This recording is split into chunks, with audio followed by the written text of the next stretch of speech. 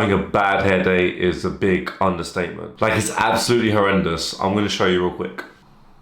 It's bad. Hence why I'm leaving this on, because I don't want to take it off. In this video, I'm basically going to show you a full week of workouts and the exact splits that I'm doing on my bulk at the moment to reach 90 kg. Now, on my Instagram / TikTok, mainly Instagram, I'm doing a series which is called Road to 90 kg. And this is my journey on the lean bulk to reach 90 kg. Try to get as lean as possible on the way up and then cut down. Because obviously you're going to put a little bit of fat on the bulk. But I'm going on a really lean bulk at the moment. I'm currently 81 kg, roughly 81 kg. And I've got 9 kg to put on for the rest of summer and the whole of winter, which is perfect. More than enough time. And we're going to jump straight into the first workout, and that is legs. Now, I always think it's good practice to start the week off with legs. Legs is always going to be the hardest session. And for me, I want to get that done out of the way throughout the week. If I do this on a Monday, the rest of the week is much more relaxing. Now, this obviously depends if you do legs twice a week. Right now, because it's summer, I'm only doing legs once a week. But as we move into winter, I'm going to do legs twice a week. However, if you're starting out in the gym, hitting legs once a week is still enough to see growth. And I highly suggest that you do it first thing on a Monday and get it out the way. Less stress for you, and you don't feel like the impending doom of legs is coming throughout the week, since you know you've done it already. Now, as you can see, I start off my legs with hamstrings. I don't start off with squats. I start my leg day with hamstrings. The reason I do this is because, number one, my hamstrings are my weakest point.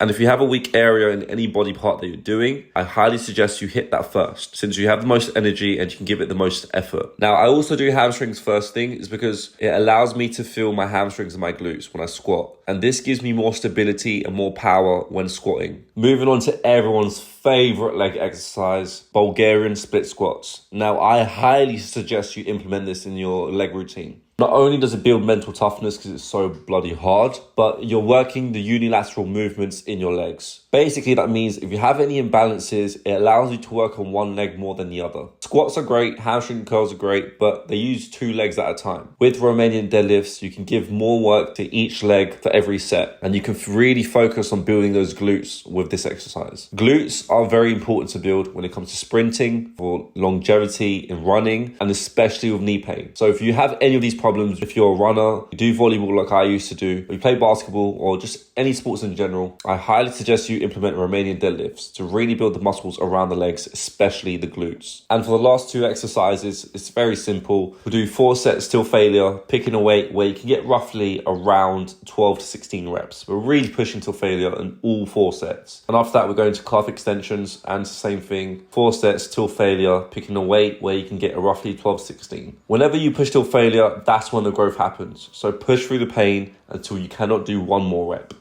There you go, I've got a haircut. It's looking all right. I just need to shave a little bit, but I'll do that tomorrow. But I'm gonna put you down for 2 seconds.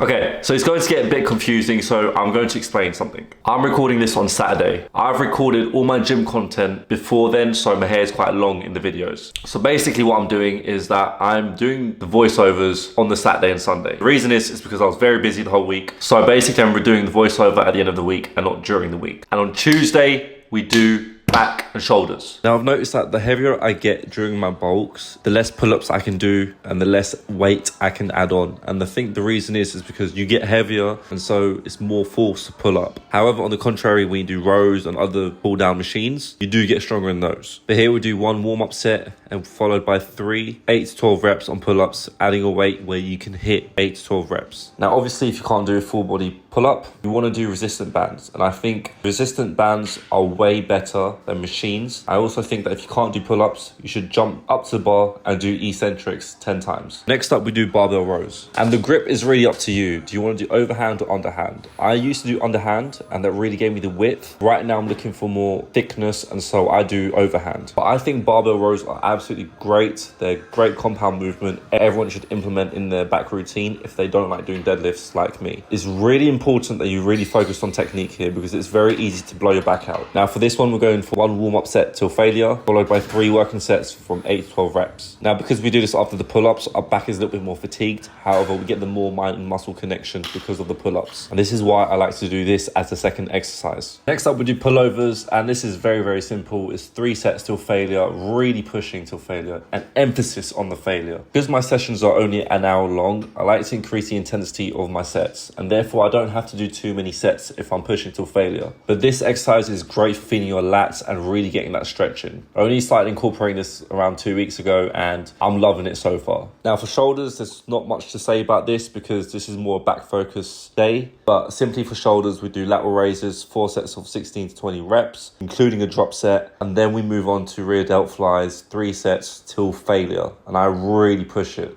Now, I didn't include dumbbell shoulder press on this one because my shoulder was feeling a bit off this day, so I didn't include it. However, depending on the week, I usually include shoulder press into my back and shoulder routine, depending how I feel. Today, I felt a bit off on my shoulders, so I only focus on lateral raises and rear delts. No, I'm not thirst trapping. I'm really fucking hot, which is why I'm shirtless at the moment. Before we continue, I want to say that yes, you can still this workout. This workout works for me. This is a 5-day split, and some of you may prefer a 6-day split. Some of you may prefer a 4-day split, but I run a 5-day split because this is what works for me. You guys are more than welcome to steal it, but a little advice I'll give you if you're going to the gym or you're starting out in the gym is how busy are you throughout the week in terms of work and other things. If you are too busy, try to do 3 to 4 times a week. If you have more free time, 6 days a week. But listen to your body and look at your lifestyle. Can you incorporate more sessions throughout the week and adjust from there? Everyone's different, everyone's life is different, and everyone's body is different. So choose a program that's best for you and suits your lifestyle and body. And yes, you can steal my one if you want. So it's Wednesday, so let's do chest and arms. Now the first thing we do besides warming up our shoulders is straight away doing 3 sets of 8 to 12 reps on the incline bench press. Now I'm having a bit of an issue with this personally because I struggle to feel my chest whenever I do barbell incline bench press. So in the future, I may be switching this out for dips, but for now, we're just hitting incline bench press. And this is to hit your upper chest and make sure to go heavy on this. And of course, because I have long arms, bench press is a big issue for me. I really struggle to feel it in my chest and really push heavy weight on this movement. Now it's funny because I used to hate dumbbell incline bench press because I could never feel it in my chest. However, it's only recently in the last couple of weeks I incorporated this again and I can properly feel it in my chest. I don't know what changed. It's the exact same movement I did before, exact same technique, but the engagement in my chest when I do this exercise, it has increased. I can't tell you why. I really can't tell you why. But recently I've been loving this, and doing this after a compound movement has been amazing for me. And for this, we do 4 sets of 8 to 12 reps, but be sure to control the eccentric so you can really feel it in your chest. Technique is everything. Next up is chest press, and there really isn't much to say about this. Just go heavy, really push it. This exercise is quite easy to feel it in your chest, so put a weight where you can reach 8 to 12 reps and really push till failure if you can. For this one, I did 4 sets till failure. Okay, get ready for arms because I'm about to put you on some serious game. Here is the only bicep exercise you ever need to do for the rest of your life. But here it is. It's simply straight barbell curl, 8 to 12 reps till failure basically. And then you drop that for a dumbbell curl, heavy dumbbell, for 16 to 20 reps. Or 8 to 10 reps on each side. Now, by the first set, your arms should be absolutely destroyed. You should have an absolute pump after the first set. And then you do that 4 times. This drop set literally takes no more than 10 to 15 minutes. And I've been using it for the last month and a half, almost 2 months. And this is what puts serious size on my arms. And I highly suggest you try this out. In any program that you try, use this instead, especially if you only have 1 hour in the gym. Perfect bicep exercise when you're on a time crunch. And you can still see massive growth. Then after that, it's very simple for triceps. First tricep exercise we do is skull crushers. Now pick a weight which is medium to heavy. And once you hit 8 to 10 reps and you still got more left in the tank, you push till failure. Now I only do 2 sets till failure for this because that's all you need. But I love this exercise because it puts a lot of weight on your triceps. And then the second one is very easy. Once again, it's tricep push downs with the cable. And you do 3 sets till failure. Drop set if you want to, but I just do 3 sets till failure, going heavy. And that's literally all you have to do for triceps. For both exercises, for arms, I just push till failure. And that's how I see most of my growth. There is really no need to be doing 4 to 5 different exercises for your arms. Keep it simple, keep it efficient, and push till failure. Yes, boys, I've shaved, taken a shower, feeling good.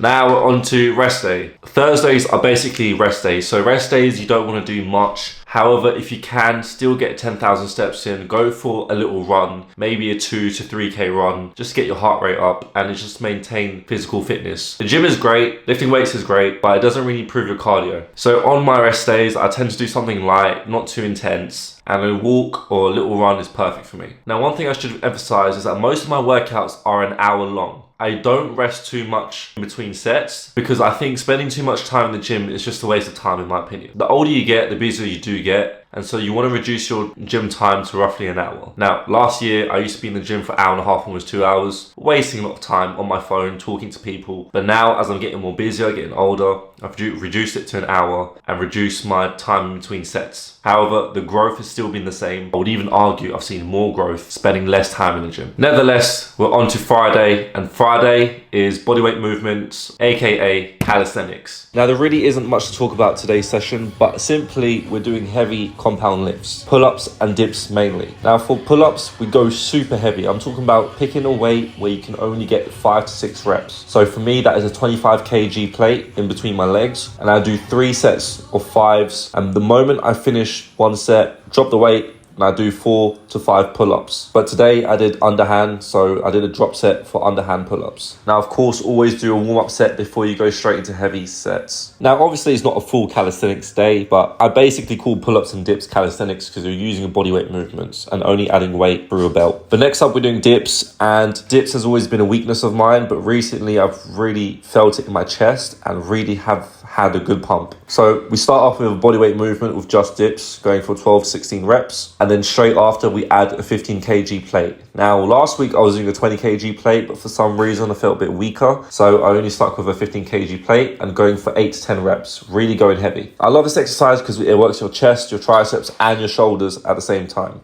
Especially the day after, I felt it in my shoulders. Now, after this, you can do any other accessory movements. So for me, I went straight into calf raises and then lower back movements, such as the lower back raise, just to really improve the small muscles in my body. Now, after doing dips and pull-ups, I'm really fatigued, so I don't do anything else besides those small accessory movements. And that is literally it for today.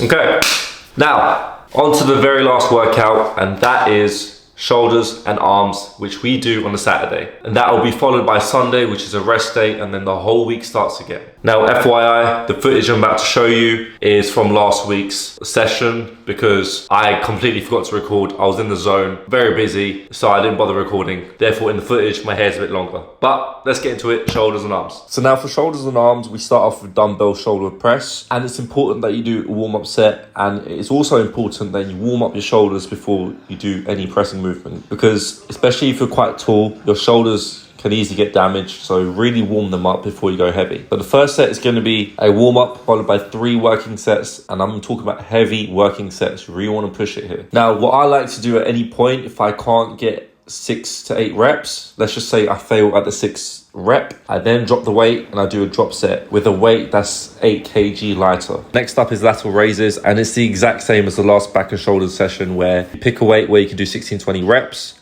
then you drop down by 4 kg and you just burn it out till failure. Very simple, very effective, very efficient. And that is then also followed by rear delt flies, 3 sets till failure, same again, same as last session. Now, I'm not going to keep this session for too long because the exercises are the exact same. For biceps, we do straight barbell curl for 8 to 12 reps. We then drop them down to dumbbell curls till failure. And obviously we do that 4 times, 4 sets. And same with triceps, 2 sets till failure on skull crushers, 3 sets till failure on tricep pushdown. It's the exact same. And the reason I do this and not change it up is because it works for me. It's quick, it's efficient.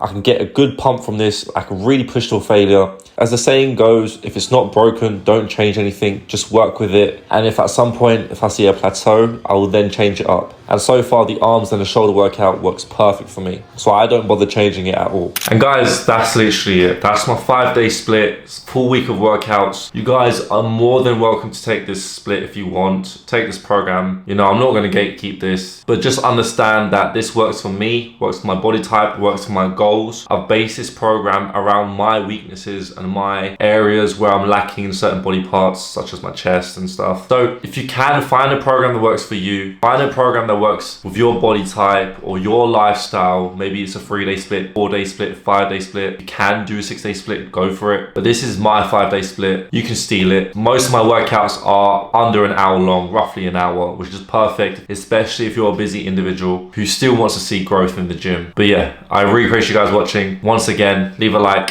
leave a follow. I love making this video, and you'll probably see more fitness tips and stuff later on down the road. Thank you guys. Peace.